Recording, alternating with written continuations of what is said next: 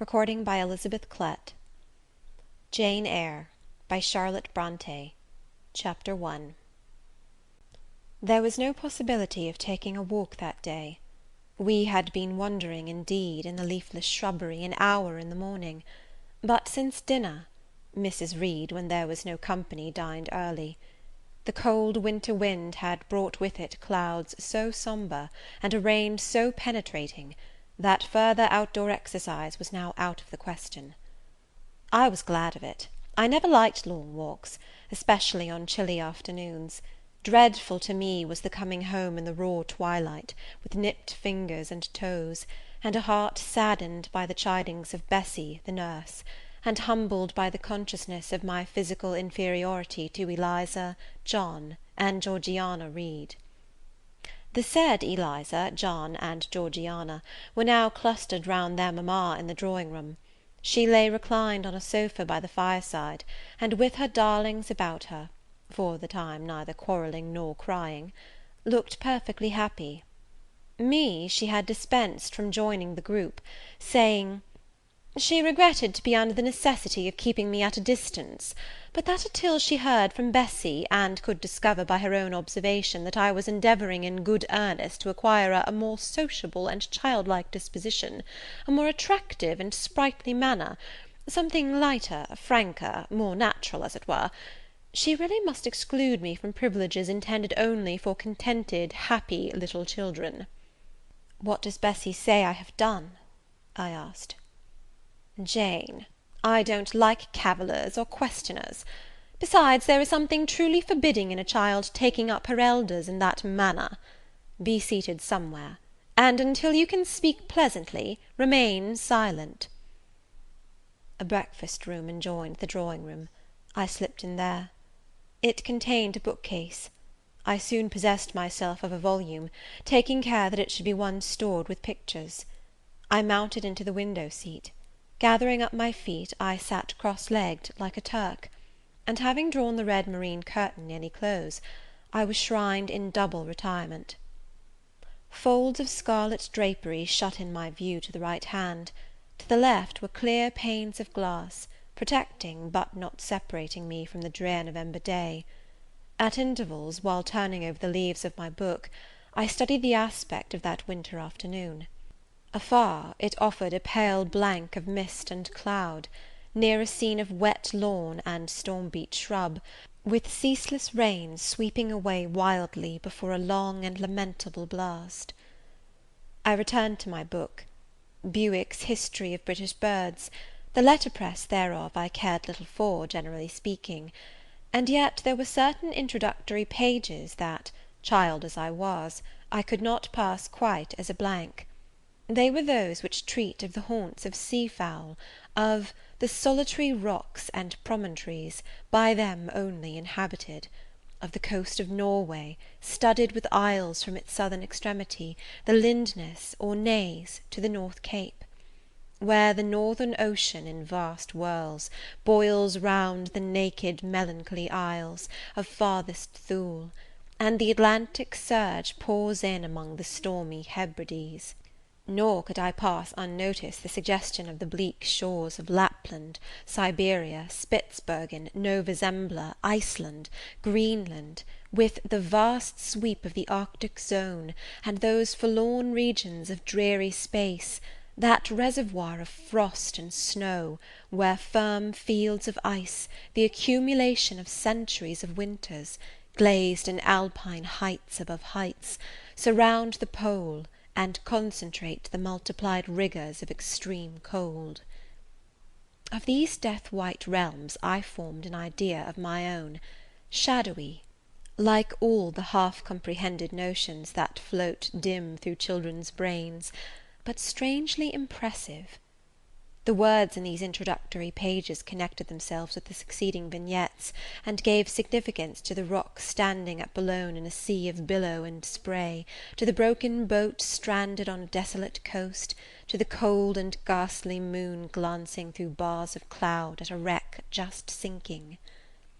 I cannot tell what sentiment haunted the quite solitary churchyard, with its inscribed headstone, its gate, its 2 trees, its low horizon, girdled by a broken wall, and its newly risen crescent, attesting the hour of eventide. The two ships becalmed on a torpid sea I believed to be marine phantoms. The fiend pinning down the thief's pack behind him I passed over quickly. It was an object of terror. So was the black horned thing, seated aloof on a rock, surveying a distant crowd surrounding a gallows. Each picture told a story, mysterious often to my undeveloped understanding and imperfect feelings, yet ever profoundly interesting. As interesting as the tales Bessie sometimes narrated on winter evenings, when she chanced to be in a good humour, and when, having brought her ironing table to the nursery hearth, she allowed us to sit about it, and while she got up Mrs. Reed's lace frills, and crimped her nightcap borders, fed our eager attention with passages of love and adventure taken from old fairy tales and other ballads. Or, as at a later period I discovered, from the pages of Pamela and Henry Earl of Morland. With Buick on my knee I was then happy at least in my way. I feared nothing but interruption, and that came too soon. The breakfast-room door opened. "Beau, Madam Mope!" cried the voice of John Reed. Then he paused, he found the room apparently empty. "Where the dickens is she?" he continued.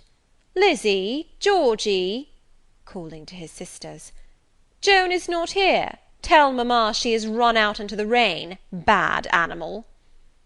It is well I drew the curtain, thought I, and I wished fervently he might not discover my hiding place.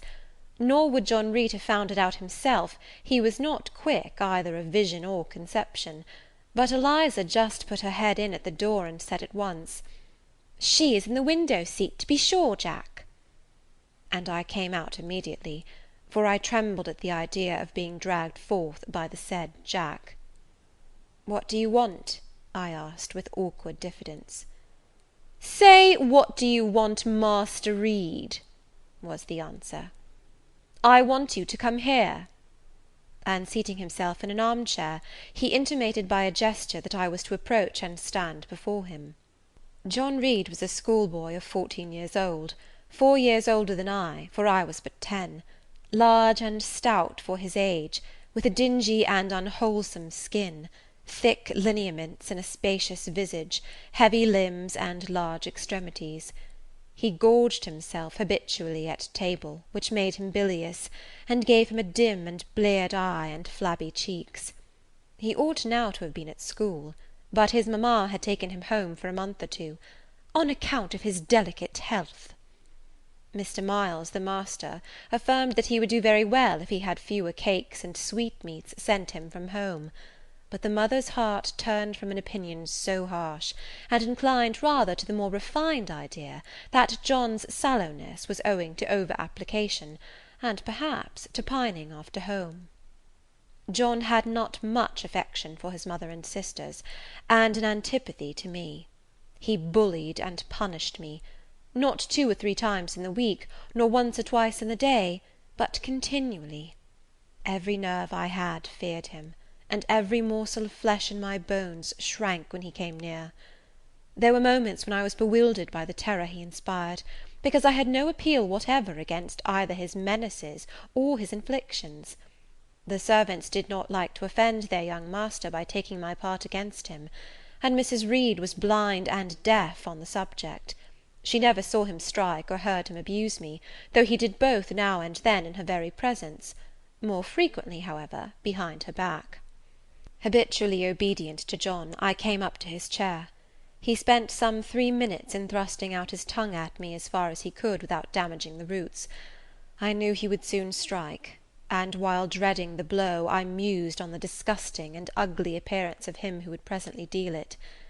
I wonder if he read that notion in my face, for all at once, without speaking, he struck suddenly and strongly. I tottered, and on regaining my equilibrium, retired back a step or 2 from his chair. "That is for your impudence in answering mamma a while since," said he, and for your sneaking way of getting behind curtains, and for the look you had in your eyes 2 minutes since, you rat." Accustomed to John Reed's abuse, I never had an idea of replying to it. My care was how to endure the blow which would certainly follow the insult. "What were you doing behind the curtain?" he asked. "I was reading." "Show the book." I returned to the window, and fetched it thence. "You have no business to take our books. You are a dependent, mamma says. You have no money. Your father left you none. You ought to beg, and not to live here with gentlemen's children like us, and eat the same meals we do, and wear clothes at our mamma's expense. Now I'll teach you to rummage my bookshelves, for they are mine. All the house belongs to me, or will do in a few years. Go and stand by the door, out of the way of the mirror and windows." I did so, not at first aware what was his intention; but when I saw him lift and poise the book, and stand in act to hurl it, I instinctively started aside with a cry of alarm. Not soon enough, however. The volume was flung, it hit me, and I fell, striking my head against the door and cutting it.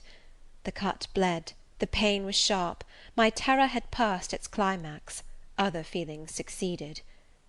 "Wicked and cruel boy," I said, "you are like a murderer, you are like a slave driver, you are like the Roman emperors." I had read Goldsmith's History of Rome, and had formed my opinion of Nero, Caligula, etc. Also I had drawn parallels in silence, which I never thought thus to have declared aloud. "What? What?" he cried. "Did she say that to me? Did you hear her, Eliza and Georgiana? Won't I tell mamma? But first—" He ran headlong at me. I felt him grasp my hair and my shoulder. He had closed with a desperate thing. I really saw in him a tyrant, a murderer. I felt a drop or two of blood from my head trickle down my neck, and was sensible of somewhat pungent suffering. These sensations for the time predominated over fear, and I received him in frantic sort. I don't very well know what I did with my hands, but he called me "rat, rat," and bellowed out aloud. Aid was near him. Eliza and Georgiana had run for Mrs. Reed, who was gone up stairs. She now came upon the scene, followed by Bessie and her maid Abbot. We were parted. I heard the words, "Dear, dear, what a fury to fly at Master John! Did ever anybody see such a picture of passion?" Then Mrs. Reed subjoined, "Take her away to the Red Room, and lock her in there." 4 hands were immediately laid upon me, and I was borne upstairs. End of Chapter 1.